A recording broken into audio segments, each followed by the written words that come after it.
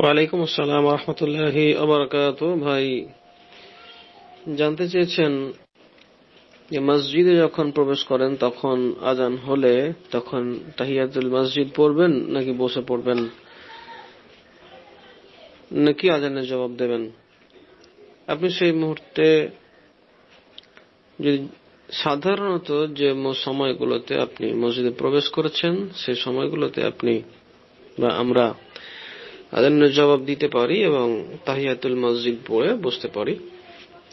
এখন যদি জুমার সালাতের ক্ষেত্রে হতে পারে তাহলে দেখা যায় যদি খুতবার জন্য আজান হচ্ছে সেই আজান আপনি জবাব দিতে দিতে আজান শেষের পরেই খুতবা আরম্ভ হয়ে যাবে, তখন খুতবা শোনাটা যেহেতু ওয়াজিব আর আজানের জবাব দেওয়া যেহেতু মুস্তাহাব, সেক্ষেত্রে আপনি এটি পড়ে নেবেন, তাহিয়াতুল মসজিদ পড়ে নেবেন, পড়ে নিয়ে আপনি খুতবা শোনা আরম্ভ করবেন। আর অন্য সময়গুলোতে যখন আপনার হাতে সময় রয়েছে তখন আপনি আজানের জবাব দেবেন এবং পরে তাহিয়াতুল মসজিদ পড়ে বসবেন। আশা করি বিষয়টি স্পষ্ট হয়েছে। আসসালামু আলাইকুম ওয়া রাহমাতুল্লাহ।